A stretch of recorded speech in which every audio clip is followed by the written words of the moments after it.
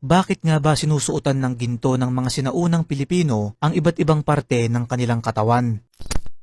Mga kaibigan, bago dumating ang mga mananakop sa ating bansa, ang mga sinaunang Pilipino na tinatawag na pre-colonial Filipinos ay nagsusuot ng napakaraming alahas at ginto at nilalagay nila ito sa iba't ibang parte ng kanilang katawan, lalo na sa tenga, ilong, mata, bibig at tiyan. Ginagawa nila ito sa paniniwalang pwede raw kasing mapasok ng mga espiritu at demonyo ang katawan ng isang tao at maaari nilang daanan ang mga parte na to ng ating katawan. At kaya nila ito nilalagyan ng mga alahas ay dahil ito raw ang magpoprotekta sa kanila at magsisilbing anting-anting o agimat laban sa mga nilalang na to. Maski nga sa paglilibing ng kanilang yumao ay sinasamahan nila ito ng mga ginto at alahas bilang proteksyon sa mga demonyo at masasamang espiritu nang sa ganon ay hindi nila pamahayan ang katawan nito. Ang paniniwalang to ay unti-unting nabura sa mga Pilipino nung dumating ang mga Espanyol sa ating bansa at nagsimulang ipakilala ang simbahang Katolika sa mga tao.